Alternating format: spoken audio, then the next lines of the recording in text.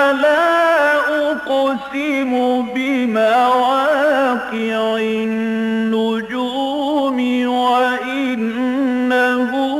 لقسم لو تعلمون عظيم إنه لقرآن كريم في كتاب مكنون لا يمسه إلا المطهرون تنزيل من رب العالمين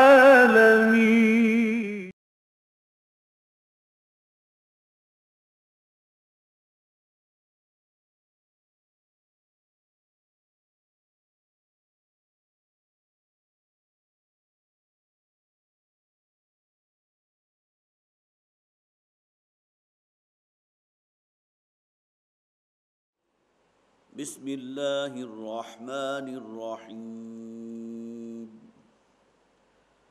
أولئك الذين آتيناهم الكتاب والحكم والنبوة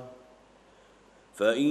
يكفر بها هؤلاء فقد وكلنا بها قوما ليسوا بها بكافرين أولئك الذين هدى الله فبهداه مقتده قل لا أسألكم عليه أجرا إن هو إلا ذكرى للعالمين وما قدروا الله حق قدره إذ قالوا ما أنزل الله على بشر من شيء قل من أنزل الكتاب الذي جاء به موسى نورا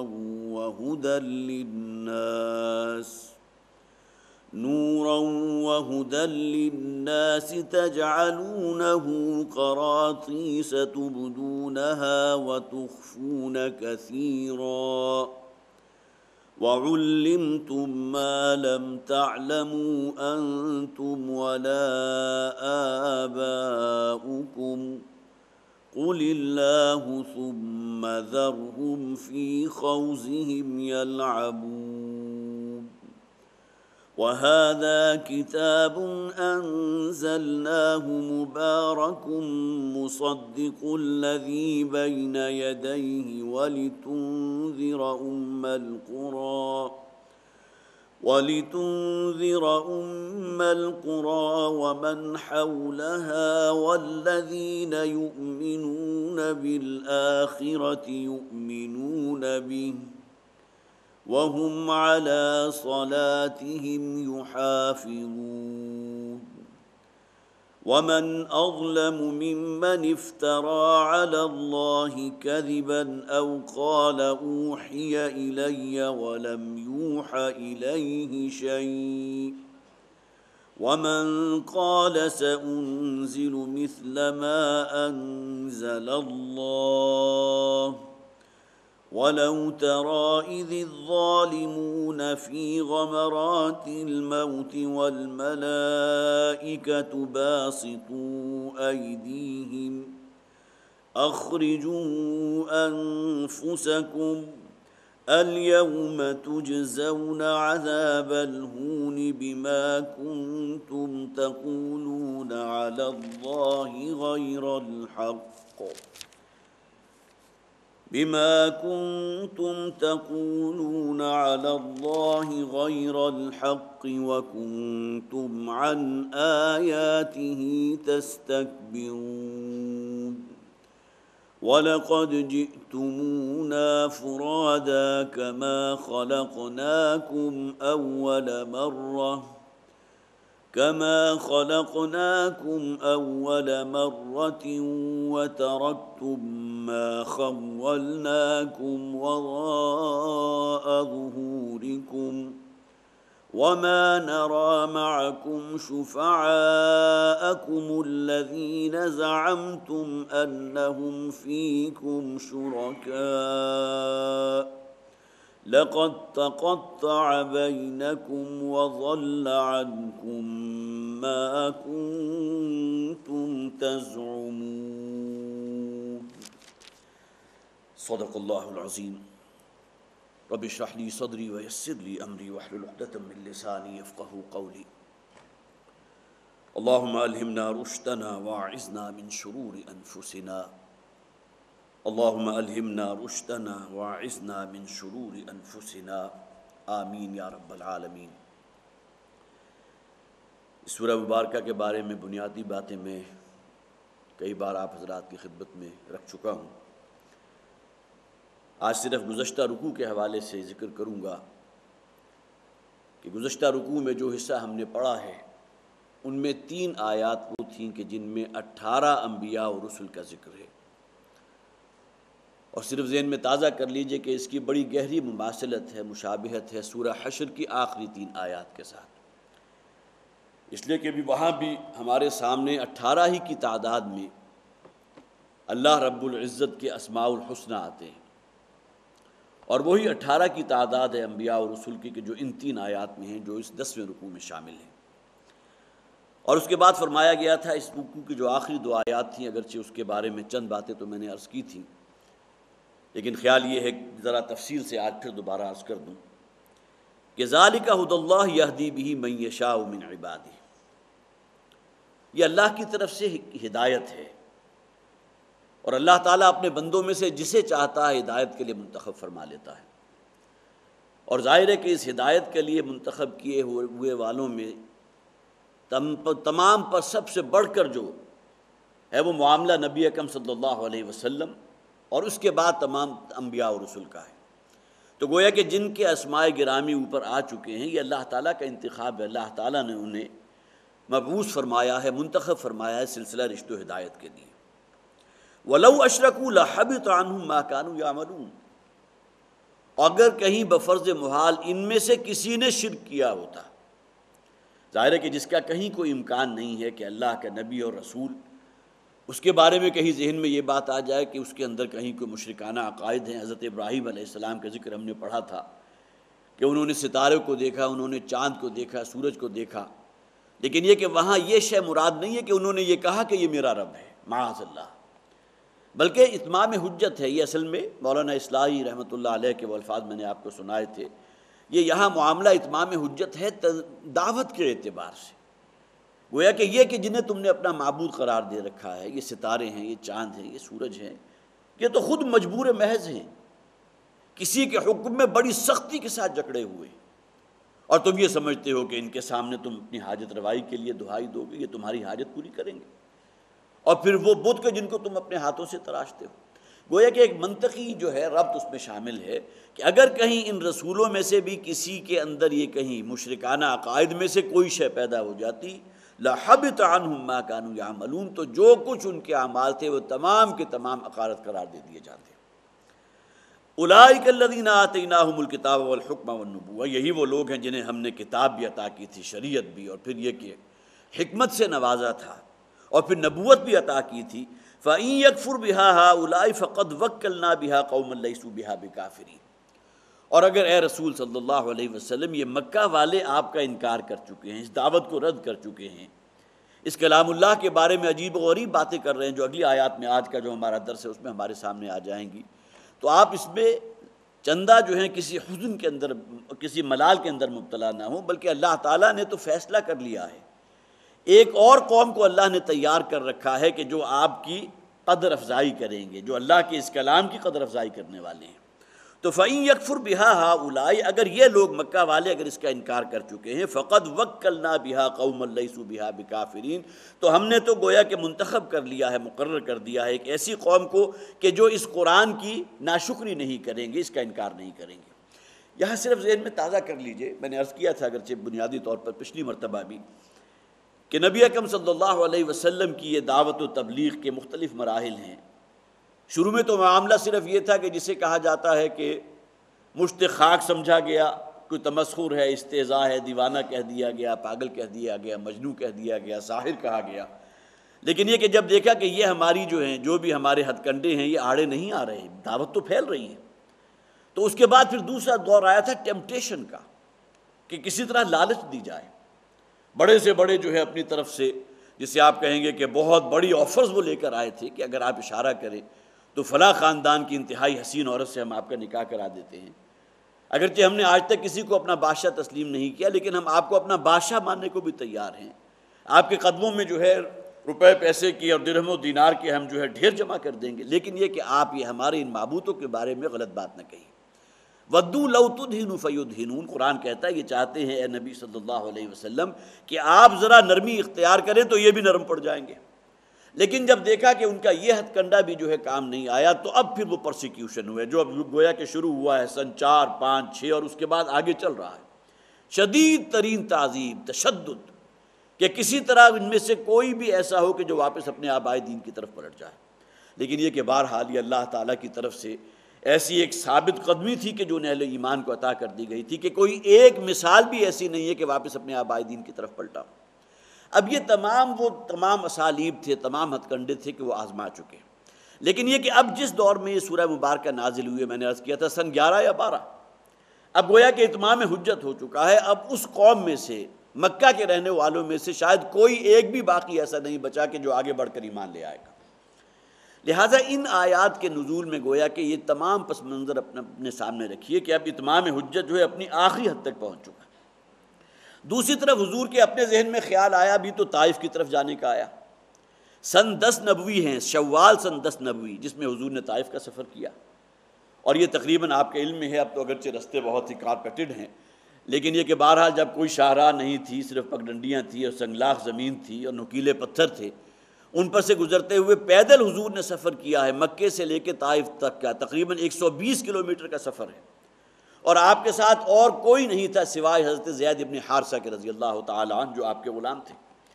اور حد یہ ہے کہ اس موقع پر حضرت ابوبکر صدیق رضی اللہ تعالیٰ عنہ، جو کہ ہمیشہ سائے کی طرح آپ کے ساتھ رہتے تھے، وہ بھی اس موقع پر موجود نہیں۔ اور طائف میں جو کچھ ہوا آپ حضرات کے علم میں ہے، وہ 3 سردار وہاں تھے، ایک ان میں جو والد تھا اس کا نام جو ہے جبیر آتا ہے، اس کے 3 بیٹے تھے۔ ان تینوں نے جو سلوک کیا ہے نبی اکرم صلی اللہ علیہ وسلم کے ساتھ، ایسے زہر میں بجھے ہوئے جملے انہوں نے کہے ہیں کہ واقعہ یہ کہ انہیں زبان سے نکالتے ہوئے انسان کے اوپر لرزہ طاری ہوتا ہے۔ اور اس کے بعد کلائمیکس وہ ہوا کہ انہوں نے اشارہ کر دیا چند، وہ جسے آپ کہتے ہیں کہ گلی میں چلنے پھرنے والے جو ہے کچھ ایسے بچے جو جن کا کوئی مستقبل نہیں ہوتا، آوارہ، انہیں اشارہ کر دیا کہ ذرا ان کی خبر لو۔ اور پھر حضور کے جسم مبارک پہ جو پتھروں کی بارش ہوئی ہے اور آپ کا پورا جسم خون میں جو نہا گیا۔ اور یہ بہرحال یہ تفصیل، واقعہ یہ کہ سیرت کا یہ باب وہ ہے کہ اگر آپ کہیں سیرت کی کتابوں میں اس باب کا مطالعہ کریں تو واقعہ یہ ہے کہ سخت ترین ابتلا ذاتی اعتبار سے نبی اکرم صلی اللہ علیہ وسلم کے لیے۔ روایات میں حضرت عائشہ صدیقہ رضی اللہ تعالی عنہا نے ایک موقع پر حضور سے سوال کیا تھا، اس لیے کہ ان کی اپنی شعوری زندگی میں طائف کا دن تو چونکہ اس میں تھا نہیں، صرف غزوہ بدر کا دن تھا،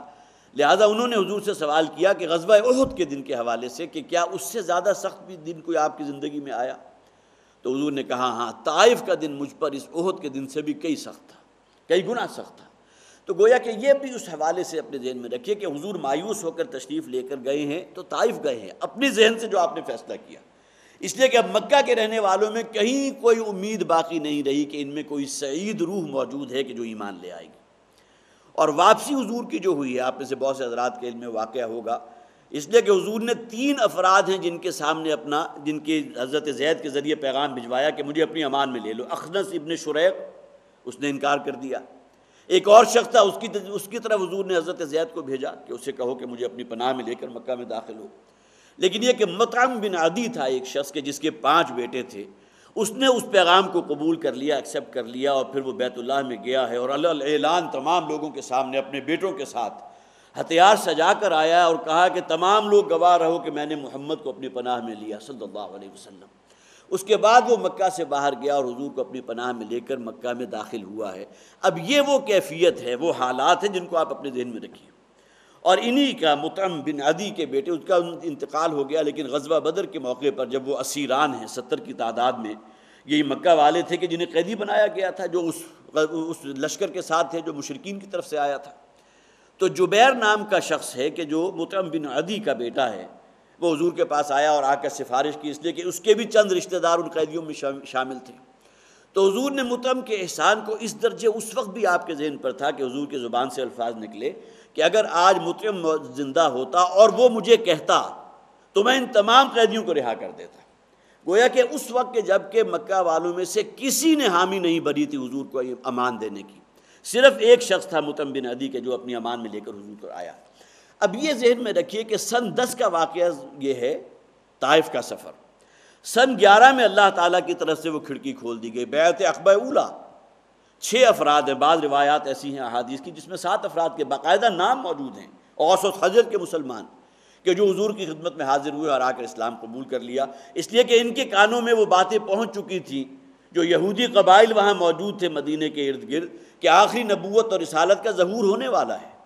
لہٰذا وہ باتیں چونکہ انہیں سنی ہوئی تھی اور جیسے ہی انہیں معلوم ہوا کہ آخری نبی گویا کہ اب ظاہر ہو چکے ہیں مکہ سے، وہ جسے آپ بدر کہیں گے، بدر ہدایت وہ طلوع ہو چکا ہے، تو فوراً حاضر ہوئے ہیں اور حضور کی خدمت میں جا کر ایمان جو ہے اسلام قبول کر لیا۔ سن 11 میں یہ 6 افراد ایمان لائے اور 1 سال کا فصل ہے، اور سن 13 میں جو اصل میں پھر وہ ہجرت کا سال بھی بنا ہے، سن 13 میں پھر 72 افراد ہیں کہ جو ایمان لے آئے ہیں۔ لہٰذا گویا کہ یہ سورہ مبارکہ کہ جو ہجرت سے متصل قبل نازل ہو رہی ہے، اس میں یہ نوید دے دی گئی، یہ خوشخبری سنا دی گئی کہ اے نبی صلی اللہ علیہ وسلم، اب اگر یہ مکے والوں سے آپ مایوس ہو چکے، ان میں کہیں کوئی رمق باقی نہیں رہی، گویا کہ قبول حق کی جو ہے وہ استطاعت ہی ان کے اندر باقی نہیں رہی ہے، توفیق ہی سلب کر لی گئی ہے، تو آپ مطمئن رہیے اللہ تعالیٰ نے ایک اور خطے کو منتخب کر لیا ہے کہ جو گویا کہ سراپا منتظر ہے۔ اب جب حضور ہجرت فرما کے مدینہ تشریف لائے ہیں، جو وہاں جشن کا سامان تھا اور جس طرح لوگ جو ہیں خوشی کے مارے ان کے اوپر جو جذباتی کیفیت تھی، تو یہ اصل میں یہ آیا مبارکہ پیشین گوئی ہے اس اعتبار سے، فَإِن يَكْفُرْ بِهَا هَؤُلَاءِ فَقَدْ وَكَّلْنَا بِهَا قَوْمًا لَيْسُوا بِهَا بِكَافِرِينَ۔ اے نبی صلی اللہ علیہ وسلم، اگر یہ لوگ انکار کر چکے تو آپ مایوس نہ ہوئے، اللہ نے مقرر کر دیا ایک اور قوم کو کہ جو آپ کا انکار نہیں کریں گے، اس نعمت خداوندی کے جو ہے قدر افزانی کریں گے۔ اولئک الذین ھدی اللہ فبہداہ مقتدی، یہ وہ لوگ ہیں کہ جنہیں اللہ نے ہدایت سے نوازا تھا، تو آپ پیروی کیجئے ان لوگوں کی، ان کے نقش پا کی پیروی کیجئے۔ قل لا اسألکم علیہ اجرا، یہاں اصل میں عمومی خطاب ہے۔ نبی اکرم صلی اللہ علیہ وسلم بھی اسی سلسلہ ہدایت کی کڑی ہے جو حضرت آدم سے شروع ہوا تھا، حضور صلی اللہ علیہ وسلم پر ختم ہوا، اور گویا کہ یہاں مخاطب ہر امتی ہے کہ آپ کو پیروی کرنی ہے۔ اگر تمہیں رستہ اختیار کرنا ہے کسی کا تو یہ ایک سنہری سلسلہ ہے کہ جس کے گویا کہ آخری کڑی ہے محمد رسول اللہ صلی اللہ علیہ وسلم۔ قل لا اسألکم علیہ اجرا، اے نبی ان سے کہہ دیجئے کہ میں نے تم سے کبھی کوئی اجر طلب نہیں کیا، ان ہوا الا ذکر للعالمین، یقیناً یہ قرآن تو ایک یاد دہانی ہے، نصیحت نامہ ہے تمام جہان والوں کے لیے۔ وما قدر اللہ حق قدرہ، انہوں نے اندازہ نہیں کیا اللہ کا، اللہ کی قدر نہیں کی، اللہ کو پہچانا نہیں جیسا کہ پہچاننا چاہیے تھا۔ قدر کا لفظ آتا ہے اندازہ کرنے کے لیے، اسی سے لفظ تقدیر بنا۔ تقدیر کے معنی ہے کسی کا اندازہ متعین کر دینا۔ ایک اندازہ وہ ہے کہ جو میں اور آپ متعین کرتے ہیں کسی شے کے بارے میں، جس کے اندر غلطی کا امکان بھی پورا موجود ہے۔ ایک اندازہ اللہ کا مقرر کیا ہوا ہے جسے ہم تقدیر کہتے ہیں۔ ان تؤمن باللہ والملائکتہ وکتبہ ورسلہ والقدر خیرہ وشرہ من اللہ تعالی، گویا کہ یہ بھی ایمان کا جز ہے کہ انسان اللہ تعالیٰ نے جو اندازہ مقرر کر دیا ہے اس پر ایمان رکھے، یہ تقدیر بنا۔ اسی سے یہ اصل میں لفظ قدر جو ہے وہ یہیں سے نکلا ہے، تقدیر یہیں سے نکلا، اندازہ مقرر کرنا اور اللہ کا اندازہ۔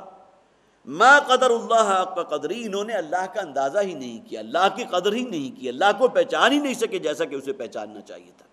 اس کے معنی کیا ہوئے کہ انہوں نے اللہ تعالیٰ کو بھی گمان کیا کہ ایک بادشاہ ہے، جس طرح بادشاہ کے بہت سے نائب ہوتے ہیں، بہت سے ایسے ہوتے ہیں کہ جن کو وہ حکم دیتا ہے وہ آگے ان احکامات کی تنفیذ کرتے ہیں، اور بادشاہ تک اگر کوئی بات پہنچانی ہو تو ظاہر ہے کہ کوئی عام شخص تو پہنچا نہیں سکتا، لہذا جو بھی نائب ہیں انہیں خوش رکھو، ان کے سامنے ہدیے اور ان کے سامنے نذرانے پیش کرو، تو امید ہے کہ تمہاری ارزداشت بھی بادشاہ تک پہنچ جائے گی۔ تو انہوں نے اللہ تعالیٰ کو بھی ایک بادشاہ سمجھا، اور جس طرح اس کے نائب ہیں اس طرح انہوں نے اللہ کے نائب قرار دے دیے۔ اور یہ اصل میں مشرکانہ جو بھی عقائد ہیں اور جو ان کے ہاں مختلف قسم کے شرک موجود تھے، جن میں ان کے ہاں یہ بات بھی تھی کہ فرشتے اللہ کی بیٹیاں ہیں، اور جس طرح بیٹی باپ کو بڑی محبوب ہوتی ہے، بیٹی کی کسی بات کو جو ہے والد عام طور پر رد نہیں کیا کرتا، ممکن ہے کہ بیٹے کی بات کو رد کر دیا جائے، لیکن یہ کہ بیٹی کے ساتھ ایک اور تعلق ہوتا ہے۔ لہٰذا اس حوالے سے یہ فرشتے اللہ کی بیٹیاں ہیں اور ان کی بات اللہ رد نہیں کرے گا، لہٰذا انہی کی ڈنڈوت کرو، انہی کے سامنے سجدہ ریز ہو جاؤ۔ انہی کی علامتوں کے طور پر یہ لات بھی ہے، عزا بھی ہے، منات بھی ہے، مختلف دیویاں انہوں نے سجا رکھی تھی۔ تو وما قدر اللہ حق قدرہ، انہوں نے اللہ کا اندازہ ہی نہیں کیا، اللہ کے جاہ و جلال کا اندازہ، اللہ کی قدرت کاملہ کا اندازہ، اللہ کی صفت علم کا اندازہ، اللہ کی صفت وجود کا اندازہ۔ گویا کہ ہر اعتبار سے ان کے چونکہ سوچ کا معاملہ محدود ہے، اور پھر یہ کہ اس میں یہ کج رستے ان کے ہاں پیدا ہو چکے ہیں، جس کی وجہ سے یہ مشرکانہ عقائد، اوہام پرستی اور وہ بت پرستی کے اندر مبتلا ہو چکے ہیں۔ یہ نتیجہ ہے اللہ کو نہ پہچاننے کا۔ اگر اللہ تعالیٰ کو واقعتاً پہچانا ہوتا، اللہ کی جاہ و جلال کے، اللہ کی عظمت، اللہ کی شان قدرت، اور پھر یہ کہ اس میں کہیں اس اعتبار سے کوئی رکھنا نہ آتا کہ اللہ تعالیٰ کو بھی کوئی ایک بڑا بادشاہ سمجھ کر اور اس کے نائبین سلطنت جو ہے جو ان کو مقرر کر کے اور انہی کے سامنے ڈنڈوت ہوتی۔ وما قدر اللہ حق قدرہ اذ قالوا ما انزل اللہ علی بشر من شیء، جبکہ ان میں سے کسی نے یہ کہا جب وہ کہنے لگے کہ اللہ تعالیٰ نے کسی انسان پر کبھی کوئی شے نازل کی ہی نہیں۔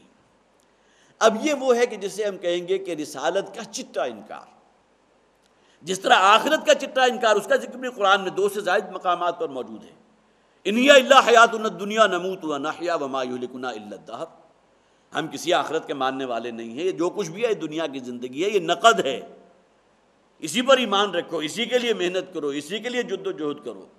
تو جو کچھ بھی ہے دنیا کی زندگی ہے، وما یہلکنا الا الدہر، اور ہم پر جو ہے کہیں اگر کوئی مصیبت آتی ہے، کوئی معاملہ پریشانی کا آتا ہے تو وہ اصل میں کوئی ستاروں کی گردش ہے، کوئی گردش ایام ہے، گردش فلک ہے، جس کی وجہ سے ہم پر حادثے جو ہیں رونما ہوتے ہیں۔ گویا کہ مرنے کے بعد کی زندگی کا چٹا اوریا ترین انکار۔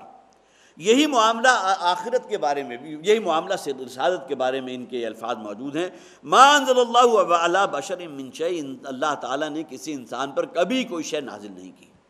قل، اے نبی ان سے سوال کیجئے، ان سے پوچھئے، من انزل الکتاب الذی جاء بہ موسیٰ، یہودی تو ان کے قریب موجود ہے نا، مدینہ کا مکہ سے فاصلہ تھا کتنا، اور ظاہر ہے کہ وہاں وہ یہودی قبائل موجود تھے جن کے ہاں وہ ایک کتاب شریعت تورات موجود تھی، پھر اس میں نبی اکرم صلی اللہ علیہ وسلم کی بعثت کی اور آمد کی پیشین گوئیاں جو ہے وہ موجود تھیں، اور ان کا یہ ایمان تھا حضرت موسیٰ اللہ کے فرستادہ ہیں، اللہ کے رسول ہیں، اللہ نے یہ الواح جو ہے 10 کمانڈمنٹس یا یہ تورات کے جو احکامات ہیں حضرت موسیٰ علیہ السلام کو عطا کیے تھے۔ تو اے نبی ذرا ان سے سوال کیجئے، من انزل الکتاب الذی جاء بہ موسیٰ،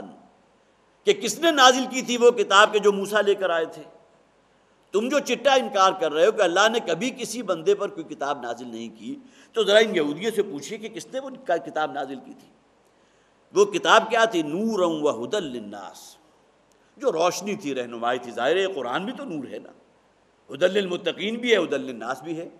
یہی معاملہ پہلی کتب سماویہ کا تھا کہ وہ اللہ کی طرف سے ہدایت کا منبع تھی، سرچشمہ تھی، خواہ وہ انجیل ہو، زبور ہو، صحف ابراہیم ہو یا تورات کا معاملہ ہو۔ تو جس اللہ نے موسیٰ پر وہ کتاب نازل کی تھی کہ جو سراپا نور تھی، وہ ہدی للناس، اور لوگوں کے لیے ایک ہدایت نامہ تھی۔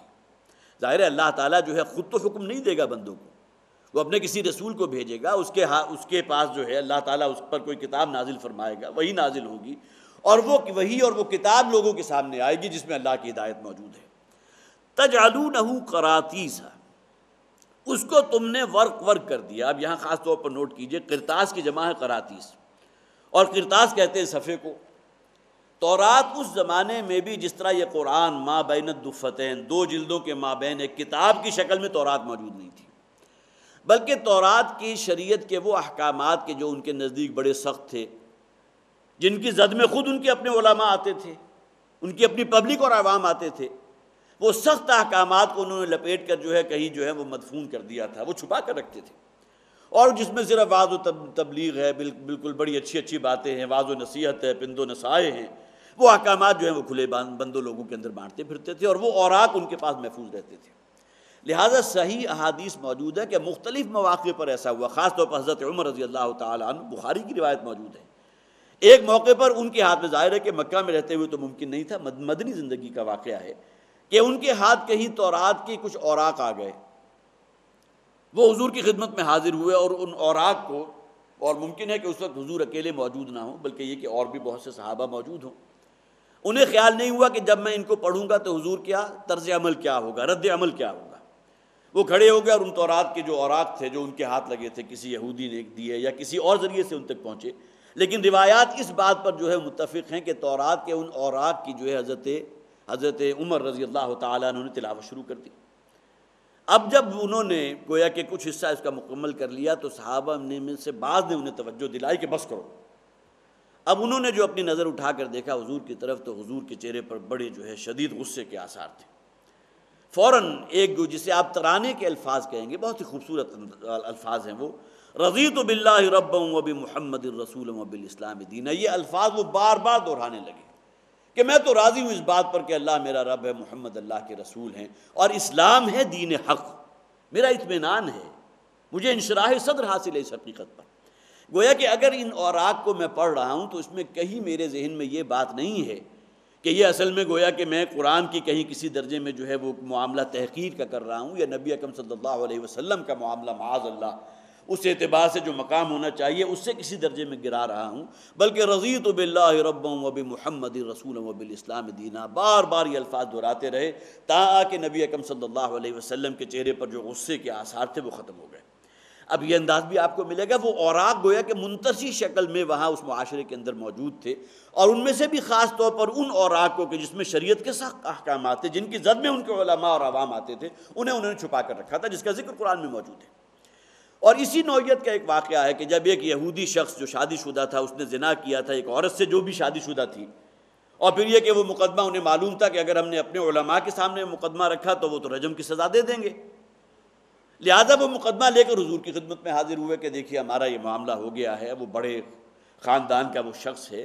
اور بڑی حیثیت والا ہے، بڑے حسب نسب والا ہے، لیکن یہ کہ اس سے غلطی ہو گئی، اسی طرح وہ خاتون بھی بڑی خاندان والی ہے، حسب نسب والی ہے،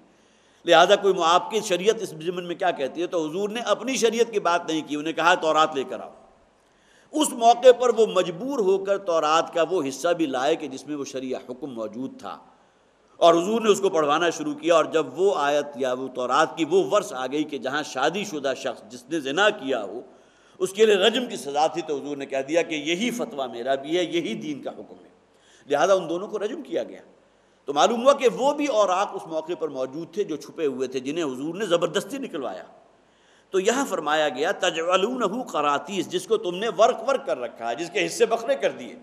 تبدونہا وتخفون کثیرا، جن میں سے کچھ حصہ تم لوگوں کے سامنے آیا کرتے ہو، دکھاتے بھی ہو، لوگوں پر واضح بھی کرتے ہو، جس میں معاملات بڑے سہل ہیں، جس میں بڑی واضح و نصیحتی کی باتیں ہیں، کوئی پکڑ نہیں ہے، کوئی شرعی حدود اس میں ان کا ذکر موجود نہیں ہے، وتخفون کثیرا، اور اس تورات کا بڑا حصہ وہ ہے جس کو تم چھپا جاتے ہو، وعلمتم ما لم تعلموا انتم ولا آباؤکم، اور اس اللہ نے تو تمہیں وہ کچھ سکھایا تھا جو نہ تم جانتے تھے نہ تمہارے والدین جانتے تھے۔ ظاہر شریعت کے احکامات جو ہیں وہ تو نبی اور رسول لے کر آتا ہے، تورات میں بھی جو اللہ کی شریعت کے احکامات ہیں، ظاہر جن لوگوں پر تورات اس وقت جن کے سامنے آئی تھی نہ انہیں معلوم تھا نہ ان کے آباء و اجداد کو معلوم تھا۔ یہی معاملہ قرآن حکیم کا بھی ہے کہ قرآن حکیم جو نور ہدایت لے کر آیا ہے وہ گویا کہ اللہ کا بہت بڑا احسان ہے بنی نوع انسان پر۔ یہ تو آخری کتاب ہے، صرف اس معاشرے کے لیے تو نہیں تھی، یہ تو ابد تک کے لیے، جب تک قیامت نہیں آتی یہی کتاب جو ہے وہ اللہ کا کلام ہے، یہی سند ہے، یہی حجت ہے۔ تو جس طرح وہ تورات کا معاملہ تھا کہ وَعُلِّمْتُم مَا لَمْ تَعْلَمُوا أَنْتُمْ وَلَا آبَاؤُكُمْ، جو اللہ نے تمہیں وہ کچھ سکھایا جو نہ تم جانتے تھے، وہ شرعی احکامات نہ تمہارے آباء و اجداد جانتے تھے۔ قُلِ اللَّهُ، اے نبی کہہ دیجئے اللہ تھا کہ جس نے نازل کی تھی وہ تورات، اور وہی اللہ اس قرآن کو نازل فرما رہا ہے۔ اب یہاں اگلی آیات میں آپ خاص طور پر نوٹ کیجئے کہ بڑا ہی جسے آپ کہیں گے کہ بہت ہی گرا ہوا انداز ہے جو انہوں نے اختیار کیا تھا قرآن حکیم کے بارے میں۔ ان میں سے کسی نے یہ کہا کہ اس جیسا کلام تو میں بھی لا سکتا ہوں، اور سورہ انفال کے اندر جو ہے وہ آج اب موجود ہے، لو نشاء لقلنا مثل ھذا، اگر ہم چاہیں تو ہم بھی ایسا کلام جو ہے وہ پیش کر سکتے ہیں۔ یہ کوئی بڑا عجیب کلام نہیں ہے، اگرچہ ان میں سے کسی کو ہمت نہیں ہوئی کہ اس قرآن کے مقابل میں اپنا کوئی قرآن پیش کر سکتا۔ تو قل اللہ، نبی ان سے کہہ دیجئے اللہ ہے کہ جس نے نازل فرمایا ہے، یہ قرآن بھی اسی کا نازل کیا ہوا ہے، اور وہ جس نے موسیٰ پر کتاب نازل کی تھی تورات وہ بھی اللہ تھا۔ ثم ذرہم فی خوضہم یلعبون، اور پھر آپ انہیں چھوڑ دیجئے یہ اپنے کھیل کود میں اسی تماشے کے اندر مصروف رہیں گے۔ گویا کہ وہی بات ذہن میں رکھیے کہ اب تقریباً 11 برس بیت چکے نبی اکرم صلی اللہ علیہ وسلم دعوت و تبلیغ کا فریضہ انجام دیتے ہوئے، اس کے باوجود اگر ان کے اوپر جو ہے وہ کان پر جوں نہیں رینگ رہی، یہ ٹس سے مس نہیں ہو رہے، تو اب اے نبی آپ ان کا فکر نہ کیجئے، ان کو ان کی دنیاوی دھندے جو ہیں انہی میں چھوڑ دیجئے۔ وَهَذَا كِتَابٌ أَنزَلْنَاهُ مُبَارَكٌ، بڑے پیارے الفاظ ہیں، اور یہ ہے وہ کتاب کہ جس کو ہم نے نازل فرمایا ہے، جو بڑی برکت والی ہے، مبارک، بہت برکتوں والی ہے۔ ظاہر ہے ایک تو قرآن حکیم کی برکت وہ ہے کہ جس سے کوئی شخص انکار نہیں کر سکتا، سراپا برکت اللہ کا کلام، اور اسی برکت کا ظہور ہوتا ہے۔ لوگ اس میں بہت سے توغرے جو ہے اپنے گھروں کے اندر لٹکا کر رکھتے ہیں۔ کسی زمانے میں بہت چھوٹا سا ایک قرآن آیا تھا کہ جو بالکل چھوٹی سی ڈبیا کے اندر بند ہو جاتا تھا، اگرچہ وہ میں نہیں سمجھتا کہ وہ کسی درجے میں بھی کوئی مستحسن کام تھا، اس لیے کہ نہ وہ پڑھا جا سکتا ہے، نہ اس کو بطور مصحف جو ہے اس کو سامنے رکھ کر انسان اس کو فالو کر سکتا ہے، نہ پڑھ سکتا ہے، لیکن برکت کے طور پر وہ تعویذ نما ایک چھوٹی سی ڈبیا کے اندر لوگ جو اپنے گردن کے اندر جو ہے لٹکا کر بھی رکھتے تھے۔ لیکن قرآن صرف انہی مقاصد کے تو نہیں آیا، قرآن تو اصل میں بابرکت ہے کہ جس کے ذریعے یہ دنیا بھی سنورے گی اور آخرت بھی سنورے گی۔ صرف یہ نہیں ہے کہ اس کو پڑھ لینا جو ہے باعث ثواب ہے، یقیناً باعث ثواب ہے، لیکن اصل میں یہ شمع ہدایت ہے، یہ تو نور ہے، یہ آپ کے لیے ایک لائحہ عمل، ایک طرز زندگی منتخب کر رہا ہے، آپ کو رستہ دکھا رہا ہے۔ تو اس حوالے سے اس دنیا میں بھی برکتوں کا ظہور ہوگا، جیسا کہ قرآن حکیم میں موجود ہے کہ اگر یہ اللہ تعالیٰ کی حدود میں سے کسی ایک حد کو بھی نافذ کر دیں، تورات کے بارے میں فرمایا گیا کہ وَلَوْ أَنَّهُمْ أَقَامُوا التَّوْرَاةَ وَالْإِنْجِيلَ وَمَا أُنزِلَ إِلَيْهِمْ مِنْ رَبِّهِمْ لَأَكَلُوا مِنْ فَوْقِهِمْ وَمِنْ تَحْتِ أَرْجُلِهِمْ۔ اللہ نے جو قرآن نازل فرمایا ہے، یا یہ کہ اللہ نے اس سے پہلے جو تورات نازل فرمائی تھی، اس میں جو حدود تھی، جو اللہ نے جو نظام دیا تھا، اس کو اگر یہ لوگ قائم کر دیتے تو یہ دیکھتے کہ اتنی برکتوں کا ظہور ہوتا کہ آسمان سے بھی برکتیں نازل ہوتی اور زمین بھی اپنے خزانے اگلتی۔ تو معاملہ اللہ کے کلام کا اس حوالے سے بھی ہے کہ اس کو پڑھنا باعث برکت ہے، باعث ثواب ہے، لیکن یہ کہ اگر اسے ہم نے صرف اعلی ثواب ہی سمجھ لیا اور اس کو صرف گلے میں لٹکا کر ہم نے چاہا کہ اس سے برکتیں حاصل ہو جائیں، تو یقیناً یہ وہ برکت نہیں ہے کہ جس کا اشارہ قرآن کرتا ہے۔ فرمایا وَهَذَا كِتَابٌ أَنزَلْنَاهُ مُبَارَكٌ، یہ ہم نے کتاب نازل کی ہے، بڑی بابرکت کتاب ہے۔ مُصَدِّقُ الَّذِي بَيْنَ يَدَيْهِ، یہ تصدیق کر رہی ہے اس شے کی کہ جو جب قرآن نازل ہوا جو ان کے پاس موجود تھی۔ آپ کو معلوم ہے تورات بھی تھی، انجیل بھی تھی، اور قرآن اس اعتبار سے مصدق بن کر آیا ہے، یہ تصدیق کر رہا ہے ان کتابوں کی کہ ہاں یہ کتاب تورات ہے، جسے قرآن نے ایکنالج کیا، اس نے تسلیم کیا کہ اللہ کی کتاب ہے۔ اسی طرح انجیل کو تسلیم کیا کہ اللہ کی کتاب ہے۔ اسی طرح حضرت موسیٰ جن پر تورات نازل ہوئی، حضرت عیسیٰ جن پر انجیل نازل ہوئی، گویا کہ یہ تو قرآن کا بہت بڑا احسان ہے کہ حضرت موسیٰ کو بھی تسلیم کر رہا ہے، حضرت عیسیٰ کا بھی ذکر موجود ہے، ان کی پیشن گوئیاں ان کتابوں میں موجود ہیں۔ یہ قرآن حکیم جو ہے قرآن کے بارے میں تورات کے اندر موجود ہے، ایک دوسرے کی تصدیق کرتے ہوئے بھی آئے، اور خاص طور پر یہاں ذکر قرآن کی تصدیق کا ہے، جو مصدق ہے، جو تصدیق کر رہا ہے اپنے سے پہلے آنے والی کتابوں کی۔ وَلِتُنذِرَ أُمَّ الْقُرَىٰ وَمَنْ حَوْلَهَا، اور اے نبی صلی اللہ علیہ وسلم تاکہ آپ انذار کیجئے، خبردار کیجئے، ڈرائیے، ذرا انہیں متنبہ کیجئے، متوجہ کیجئے، کن لوگوں کو؟ ام القریٰ، جو یہ بستیوں کی ماں، مکہ مراد ہے۔ ام کہتے ہیں کسی کی جڑ اور اساس کے لیے، اور ظاہر ہے کہ ام اگر کسی شہر کے ساتھ لگ جائے گا، قریہ، قریٰ اصل میں اس کی جمع ہے، قریہ کہتے ہیں کسی بستی کو، تمام شہروں کی ماں۔ اس میں بہت سی روایات ایسی بھی ہیں کہ جیسا کہ ہماری سائنس بھی کہتی ہے کہ ایک وقت وہ تھا کہ جب کہ پورے کرۂ ارض پر صرف پانی ہی پانی تھا، پھر وہ پانی آبی بخارات بنا ہے اور وہ شرنک ہونا شروع ہوا، اور پھر مختلف جو ہے زمینی قطعات رونما ہوئے۔ تو ایک حدیث ایسی بھی موجود ہے کہ جس میں یہ الفاظ موجود ہیں، اب اس کی صحت کے بارے میں نہیں عرض کر سکتا،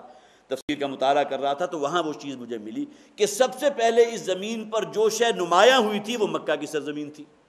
لہٰذا اسے ام القریٰ اس اعتبار سے بھی کہا گیا کہ باقی بعد میں جو بھی چیزیں ظاہر ہوئی ہیں زمین کی شکل میں، پانی جب ریٹریکٹ کیا ہے، جب پانی بخارات بن کر اڑا اور مختلف جزیرے جو ہیں رونما ہوئے، تو سب سے پہلے رونما ہونے والی جو زمین تھی وہ مکہ کی سرزمین تھی، لہٰذا ام القریٰ اس حوالے سے بھی کہہ دیا گیا کہ تمام بستیوں کی ماں۔ لیکن بہرحال اس اعتبار سے گویا کہ ہم کہیں گے کہ جہاں اللہ کے رسول صلی اللہ علیہ وسلم مبعوث ہوئے، جہاں یہ کتاب نازل ہوئی، یہ ام القریٰ اس حوالے سے ہے، جو گویا کہ بہت ہی مقدس نام ہو گیا۔ لتنذر ام القری ومن حولہا، تاکہ آپ انذار کیجئے، خبردار کیجئے ان لوگوں کو کہ جو اس بستی کے رہنے والے ہیں، ام القری کے رہنے والے ہیں، مکہ کے رہنے والے ہیں، ومن حولہا، اور وہ بستیاں جو اس کے اردا گرد آباد ہیں، والذین یؤمنون بالآخرۃ یؤمنون بہ، اور جو لوگ بھی آخرت پر ایمان رکھتے ہیں وہ یقیناً اس کتاب پر بھی ایمان رکھتے ہیں۔ ظاہر ہے کہ مرنے کے بعد کی زندگی کا تصور یہ نہ سمجھیے کہ یہود کے ہاں موجود نہیں تھا، اہل مکہ کے ہاں موجود نہیں تھا، ان مشرکین کے ہاں بھی تھا، اگرچہ ایک بڑا عنصر ان کے ہاں یہ بھی تھا کہ جو کہتے تھے کہ مرنے کے بعد کوئی زندگی نہیں، لیکن بہرحال ان کے ہاں یہ شفاعت باطلہ کا اگر عقیدہ در آیا تو کیوں آیا؟ گویا کہ کوئی ایسا شفیع ان کے ذہن میں تھا، اولیاء اللہ کی اگر کہیں پرستش ہو رہی ہے، ان کے مجسمے بنا دیے گئے ہیں، یا فرشتوں کو اللہ کی بیٹیاں قرار دے کر ان کی جو ہے ان کے سامنے دعائی ہو رہی ہے، تو کیوں؟ اس لیے کہ آخرت کا دھندلا سا نقشہ ان کے ذہنوں میں موجود تھا کہ مرنے کے بعد ہمیں اپنے اعمال کی جواب دہی کرنی ہے۔ انسان بڑا منطقی ہے، وہ خود دیکھتا ہے کہ میں نے یہ زیادتی کی تھی، میں نے یہ ظلم کیا تھا، میں نے اتنا بڑا معاملہ جو ہے وہ کر دیا کسی دوسرے کے ساتھ ظلم اور زیادتی کا، اور اس دنیا میں مجھ پر کوئی پکڑ ہی نہیں آئی، میں بے محابہ جھوٹ بولتا ہوں، دھوکہ دیتا ہوں لوگوں کو، لیکن یہ کہ دنیا میں تو میرے ساتھ کبھی کوئی معاملہ جو ہے پکڑ کا نہیں ہوا۔ تو اندر تو وہ چور موجود ہے، لہٰذا انسان کا ذہن جو ہے منطقی ذہن ہے، لہٰذا اندر اس کے جو ہے وہ معاملہ سر اٹھاتا ہے کہ ہاں مرنے کے بعد کی زندگی ہوگی، یہاں مجھ پر اگر پکڑ نہیں آئی ہے، یا فلاں شخص ہے کہ جو خالصتاً اللہ کا بندہ ہے، صرف حلال پر قانے ہے، یا فلاں شخص ہے جو حق کا علم بردار بن کر کھڑا ہو گیا اور اس سچائی کے لیے، اس حق کے لیے اس نے اپنی جان کا جو ہے قربانی پیش کر دی، تو آخر اس کو اس کا کوئی ریوارڈ ملنا چاہیے، نہیں ملنا چاہیے۔ تو یہ ایک مبہم سا تصور تو گویا کہ ہر شخص کے ذہن میں کوئی ممکن ہے کہ کافر بھی ہو، کسی اور دین کا پیروکار ہو، لیکن آخرت کے بارے میں کوئی مبہم سا، کوئی دھندلا سا نقشہ تو اس کے ذہن میں موجود ہے۔ اور ان کے ہاں بھی جو شفاعت باطلہ کا جو یہ عقیدہ موجود تھا، تو وہ بھی گویا کہ شاخسانہ تھا اسی بات کا کہ آخرت پر کسی درجے میں وہ ایمان رکھتے ہیں، مانتے ہیں آخرت کو، مرنے کے بعد کی زندگی کو تسلیم کرتے ہیں، لہذا ان کے ہاں وہ شفاعت باطلہ کا عقیدہ موجود تھا۔ تو فرمایا والذین یؤمنون بالآخرۃ یؤمنون بہ، گویا کہ بنیادی شے جو ہے وہ تو آخرت ہے، یقیناً اصل جسے آپ کہیں گے اصل ایمان تو اللہ پر ایمان ہے، ایمان بالآخرت ہو، ایمان بالرسالت ہو، ایمان بالملائکہ ہو، ایمان بالکتب ہو، یہ تمام ایمانیات اللہ پر ایمان کے تابع ہیں، لیکن یہ کہ جسے آپ کہیں گے خوف خدا، یہ خوف خدا ہے کیا؟ اللہ کی پکڑ کا احساس، آخرت کا احساس، یہ جو انسان کے اندر اگر یہ مادہ موجود ہے، والذین یؤمنون بالآخرہ، وہ لوگ کہ جو آخرت پر ایمان رکھنے والے ہیں، یؤمنون بہ، وہ اس قرآن پر بھی ایمان رکھتے ہیں، وہم علی صلاتہم یحافظون، اور یہ وہ لوگ ہیں کہ جو پھر گویا کہ اب اس کا مظہر کیا ہوگا، یہاں نماز جسے ہم کہتے ہیں عماد الدین ہے، اس دین کا مرکزی کھوٹا نماز ہے،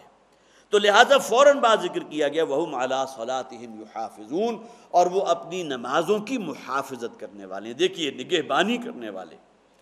محافظ کون ہوتا ہے؟ چوکیدار، گارڈ، گویا کہ وہ اپنی نمازوں کے اوپر خود گارڈ ہیں، ممکن نہیں ہے کہ ان کی زندگی میں کوئی نماز کا وقت آئے اور نکل جائے اور ان کے احساسات پر جو ہے جوں تک نہ رینگے، کئی وقت کا وقت جو آیا گزر گیا اور اس کے بعد انسان کو اطمینان ہے کہ نہیں جی عشاء کا وقت آئے گا تو میں تمام نمازیں اکٹھی ادا کر دوں گا، نہیں، فرمایا گیا قرآن حکیم میں اللہ تعالیٰ نے نماز کو فرض کیا ہے اس کے وقت پر،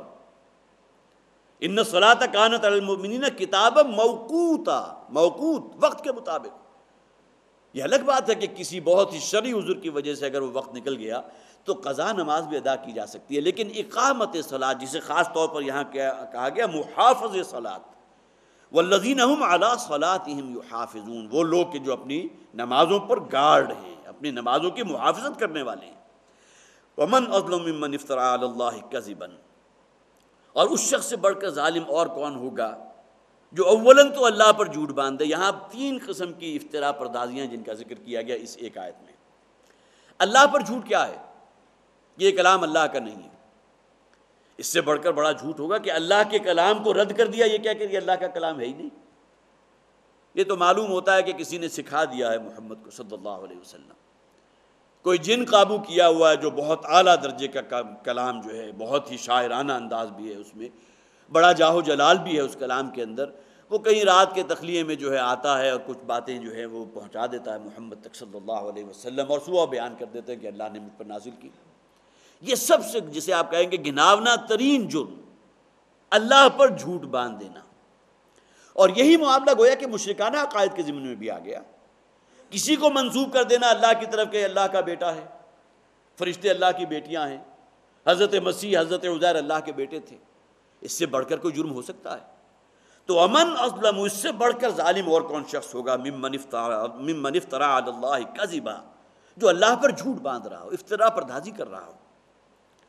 او قال اوحی الی ولم یوحى الیہ شیء،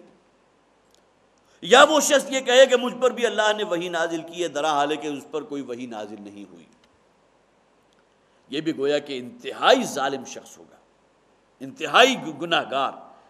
کہ جو کسی ایسی شے کو منسوب کر دے اللہ کی طرف کی جو اللہ نے نازل نہیں کی۔ اس معاملے میں گویا کہ نبوت اور رسالت کا جو ہے وہ معاملہ بھی بہت ہی نازک ہو جاتا ہے، جیسا کہ فرمایا گیا سورہ حاقہ میں فرمایا گیا وَلَوْ تَقَوَّلَ عَلَيْنَا بَعْضَ الْأَقَاوِيلِ لَأَخَذْنَا مِنْهُ بِالْيَمِينِ ثُمَّ لَقَطَعْنَا مِنْهُ الْوَتِينَ، اگر کہیں بفرض محال محمد رسول اللہ صلی اللہ علیہ وسلم ہماری جانب کوئی ایسی شے منسوب کر دیں کہ جو ہم نے نازل نہیں کی تھی، وَلَوْ تَقَوَّلَ عَلَيْنَا بَعْضَ الْأَقَاوِيلِ لَأَخَذْنَا مِنْهُ بِالْيَمِينِ، تو ہم انہیں داہنے ہاتھ سے پکڑیں گے، ثُمَّ لَقَطَعْنَا مِنْهُ الْوَتِينَ، اور اس کے بعد ان کی گردن ان کے تن سے جدا کر دیں گے۔ اب یہ الفاظ قرآن خود بیان کر رہا ہے، ظاہر ہے یہ قرآن کی حقانیت پر سب سے بڑی دلیل ہے، اس لیے کہ یہ الفاظ قرآن میں موجود ہیں، ورنہ کون شخص چاہے گا کہ اس کے بارے میں اس قسم کی اگر بات ہو تو اس کو تو چاہے گا کہ قرآن سے نکال دیا جائے۔ تو یہ انداز ہے کہ جو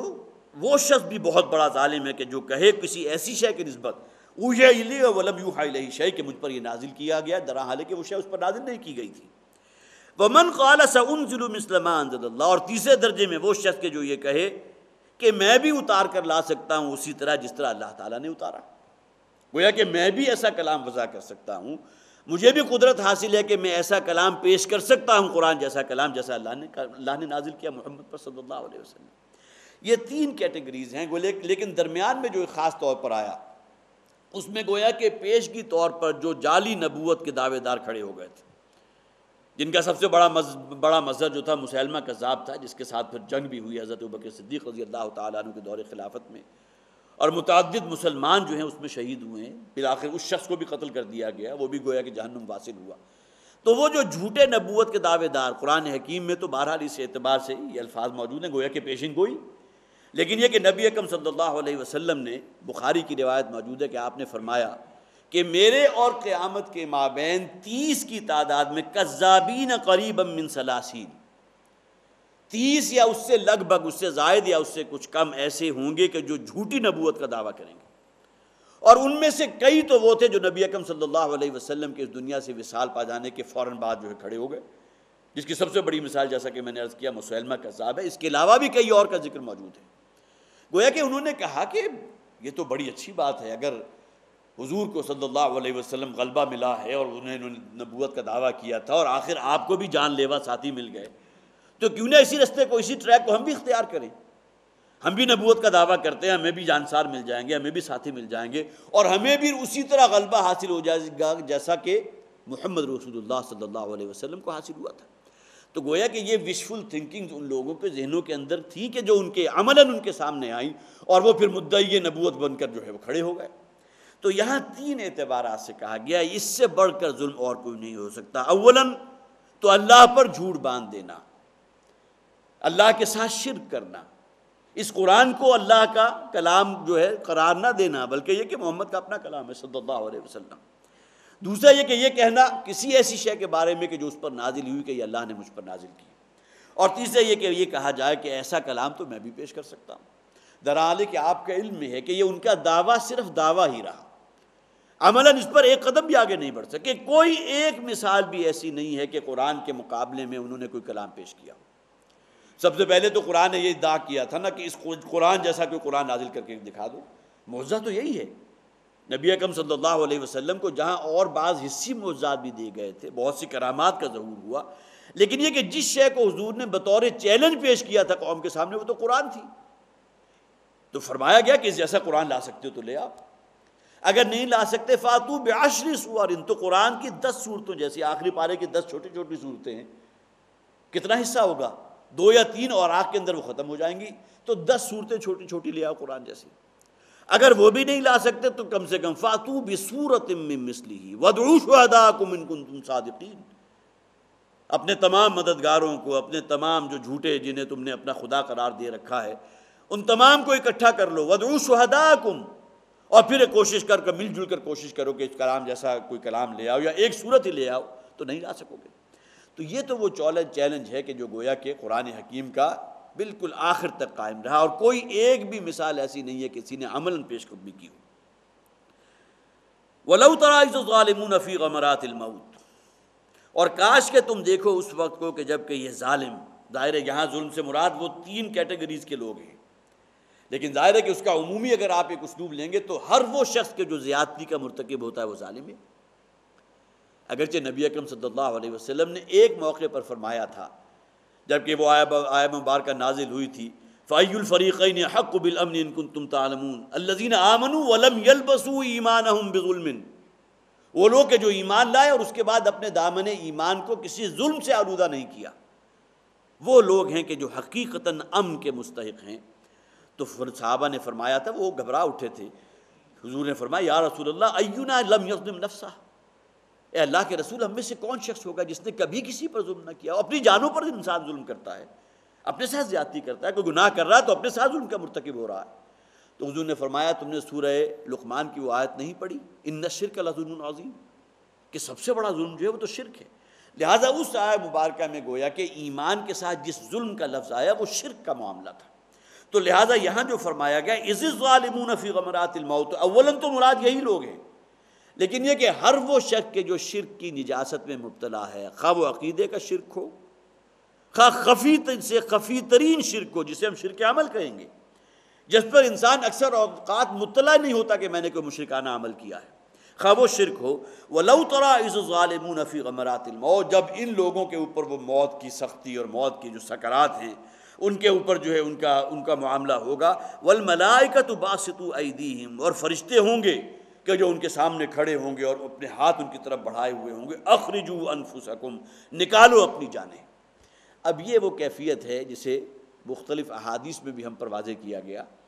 کہ جب کوئی ایک شخص ہے جو بندہ مومن ہے، اللہ سے ڈرنے والا ہے، اس دنیا میں بھی اس نے زندگی بسر کی ہے تو اللہ کی کامل اطاعت کے تحت زندگی بسر کی، حرام سے مجتنب رہا، صرف حلال پر قانع رہا ہے، تقوی اور اللہ کا خوف اس کے دل میں موجود ہے، تو اس کو جو استقبال کرنے کے لیے فرشتے آئیں گے تو وہ تہنیت اور مبارکباد کے الفاظ ان کی زبان پر ہوں گے. سلام علیکم، تم پر سلامتی ہو، تمہارے لیے مبارکباد ہے، خوشخبری ہے، خوش آمدید، یہ کہتے ہوئے آئیں گے. اور اس کے جواب میں ان کے لبوں پر مسکراہٹ بھی ہوگی. ارد گرد جو لوگ کھڑے ہوئے ہیں جو نزا کے عالم میں اپنے اس بزرگ کو دیکھ رہے ہیں، دنیا سے رخصت ہو رہا ہے، وہ خود مشاہدہ کرتے ہیں کہ لبوں کے اوپر مسکراہٹ ہے، گویا کہ کسی کا استقبال کیا جا رہا ہے، کسی کو خوش آمدید کہا جا رہا ہے. اس کے برعکس وہ شخص کہ جس کا معاملہ فاسق و فاجر ہو، جیسا کہ یہاں فرمایا وَإِذِ الظَّالِمُونَ فِي غَمَرَاتِ الْمَوْتِ، کہ جن کی کیفیت یہ ہے کہ فرشتے ان کے سامنے کھڑے ہیں، انہیں کہہ رہے ہیں نکالو اپنی جانیں. گویا کہ جان نہیں نکل رہی، جان کنی کا عالم، بڑی سختی اور بڑے کرب کا معاملہ ہوتا ہے. تو ان لوگوں کی جان کس کیفیت سے نکلتی ہے، جس کے لیے مختلف تعبیرات ہیں جو احادیث میں ہمارے سامنے ملتی ہے. بڑی سخت اذیت اور بہت ہی سخت جو ہے آپ کرب کا معاملہ ہوتا ہے ان لوگوں کے لیے. لیکن کسی بندہ مومن کی جان اس طرح نکل گئی، جیسا کہ حضور نے فرمایا جس طرح مشکیزے میں سے ایک قطرہ ٹپک گیا، اس طرح جان بہت سہولت کے ساتھ نکل جاتی ہے.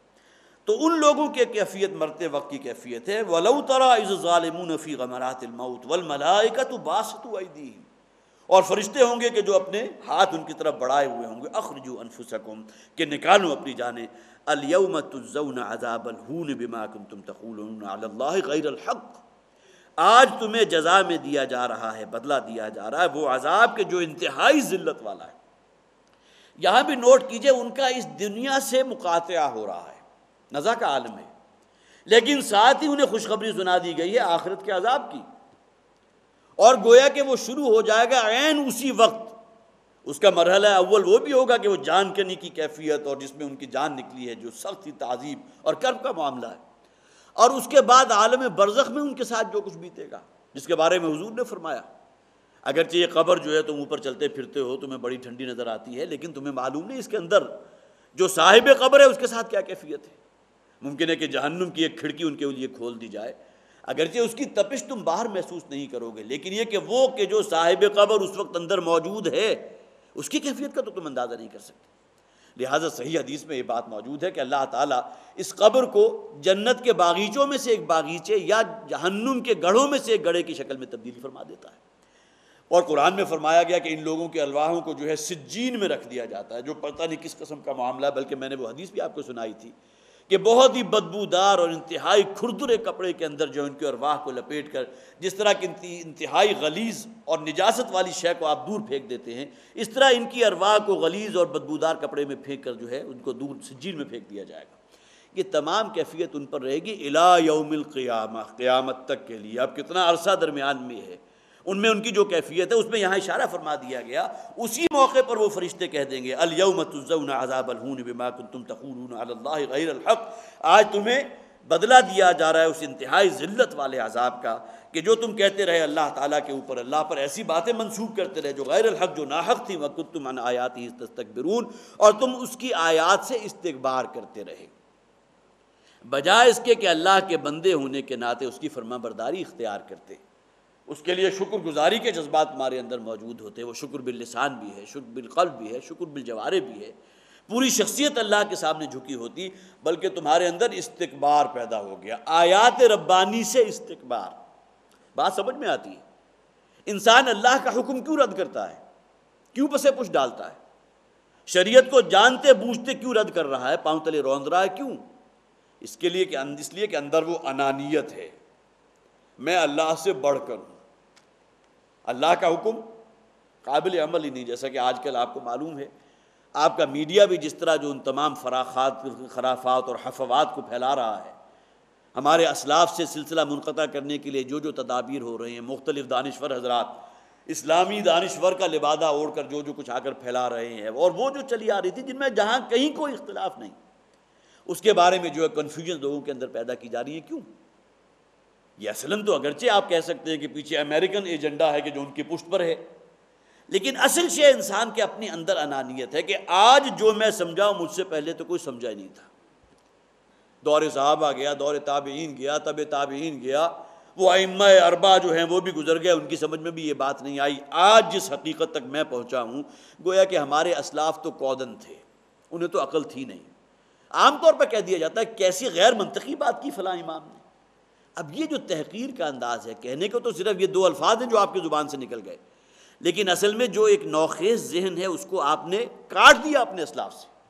اب کیا عزت اور وقت باقی رہ گئی ان لوگوں کی جنہوں نے دین کے لیے اپنی پوری زندگیاں کھپائی تھی، جنہوں نے اللہ تعالیٰ کی شریعت کے احکامات کو انٹیکٹ رکھا کہ حضور کے دور سے لے کر 1400 برس بیت جانے کے بعد تک ان کے اندر کہیں کوئی اختلاف پیدا نہیں ہوا، اور آج کا ایک دانشور اٹھ کر کہتا ہے کہ نہیں جی اس کو تو آج تک کوئی سمجھا نہیں تھا، مسئلہ رجم کو تو میں سمجھاؤں، دیت کا معاملہ تو آج تک ہمارا کوئی امام حل ہی نہیں کر سکا، اس کو تو میں حل کر رہا ہوں۔ اور یہ کوئی پردہ وردہ جو تھا چہرے کا چھپانا، یہ تو اصل میں کوئی اس زمانے کی روایات تھی، اصل میں قرآن کا منشا یہ ہے ہی نہیں۔ قرآن تو یہ کہتا ہے کہ اصل پردہ جو ہے وہ تو دل کا ہونا چاہیے، اصل شاید تو دل کی ہے، یہ چہرے کا معاملہ کہ اب اس قسم کی جو باتیں ہیں جس طرح پھیلائی جا رہی ہیں، جو اصلاً جس کا ناوک نے تیرے تیر سید نہ چھوڑا زمانے میں، گویا کہ اس میں تو گویا معاملہ جو ہے کہاں سے کہاں تک پہنچ گیا، آپ کو آپ کے اسلاف سے کاٹ دیا، ان سے بدزن کر دیا۔ تو اس حوالے سے ہمیں گویا کہ بہت ہی پیش اپنی جو ہے وہ اپنی نوجوان نسل کی بھی حفاظت کرنی ہے اور اپنے عقائد کو بھی محفوظ رکھنا ہے، اس لیے کہ بہت ہی شیطان جو ہے ابلیس کس طرح جو ہے اپنے مختلف لباس بدل کے حملہ آور ہوتا ہے۔ بظاہر اس میں کہیں آپ کو کوئی گمراہی کا پہلو نظر نہیں آئے گا، لیکن یہ کہ اس سلسلے پر اگر آپ قدم آگے بڑھائیں گے تو بالآخر کہاں تک ضلالت اور گمراہی میں کہاں تک پہنچ جائے گے آپ اس کا تصور نہیں کر سکتے۔ تو وَكُنْتُمْ عَنْ آیَاتِهِ تَسْتَكْبِرُونَ، یہ اصل میں استکبار ہے، اللہ تعالیٰ کی آیات کو درخور اعتنا نہ سمجھنا، اللہ کی شریعت کے احکامات کو پسے پش ڈال دینا، اپنے نفس کی اطاعت۔ افرائیت من اتخذ الہہ ہوا، یہ اصل میں ہوائے نفس ہے کہ جو انسان کو اپنی بندگی پر مجبور کرتی ہے، اور اس کے سامنے انسان کے سامنے نہ اللہ رہتا ہے، نہ رسول رہتا ہے، نہ دین رہتا ہے، نہ کوئی اور شرعی حکم رہتا ہے۔ اصل شے انسان کے اندر پھر وہ نفسانیت اور انانیت آ جاتی ہے۔ وَلَقَدْ جِئْتُمُونَا فُرَادَىٰ كَمَا خَلَقْنَاكُمْ أَوَّلَ مَرَّةٍ۔ اب یہ نقشہ کھینچا گیا ہے آخرت کا۔ قرآن حکیم کے بارے میں بارہا یہ بات آپ حضرات کے سامنے آ چکی، یہ اصل میں اس کا انداز ہے خطابی۔ تو خطاب میں عموماً جیسے ہوتا ہے تحویل خطاب ہے، ابھی کافروں کو خطاب ہے، ابھی حضور کو خطاب ہو گیا، جس کی بڑی نمایاں مثال جو ہے سورہ تحریم کی 3 آیات ہیں، ایک آیت میں اہل ایمان کو خطاب ہے، یا ایھا الذین آمنوا قوا انفسکم واہلیکم نارا۔ اگلی آیت میں خطاب ہو گیا کافروں کو، یا ایھا الذین کفروا لا تعتذروا اليوم۔ ایک آیت چھوڑ کر جو ہے پھر خطاب ہو گیا حضور کو صلی اللہ علیہ وسلم، یا ایھا النبی جاہدوا الکفار والمنافقین۔ گویا کہ 3 آیات آ رہی ہیں اور تینوں میں تحویل خطاب ہے۔ ابھی خطاب جو ہے کفار کو، ابھی مسلمانوں کو، ابھی حضور کو خطاب ہو رہا ہے۔ یہی معاملہ قرآن حکیم کا آپ کو گویا کہ خطابی انداز جو ہے اس میں بڑا نمایاں نظر آئے گا۔ اب اچانک نقشہ کھینچا گیا ہے آخرت کے دن کا، یوم حشر کا۔ وَلَقَدْ جِئْتُمُونَا فُرَادَىٰ كَمَا خَلَقْنَاكُمْ أَوَّلَ مَرَّةٍ۔ آخر پہنچ گئے نا ہمارے پاس فردن فردن، ہر شخص اپنی انفرادی حیثیت میں، کما خلقناکم اول مرہ، جیسا کہ ہم نے تمہیں پیدا کیا تھا پہلی مرتبہ۔ اب یہاں نوٹ کیجئے کہ یوم حشر تمام انسان جمع ہوں گے، حضرت آدم سے لے کر آخری انسان، جب تک وہ قیامت کا نفخہ اولا نفخہ ثانیہ نہیں ہوتا، جو انسان بھی ہے وہ تمام جمع ہوں گے ایک میدان حشر میں۔ اذا دکت الارض دکا دکا، یہی زمین جو ہے،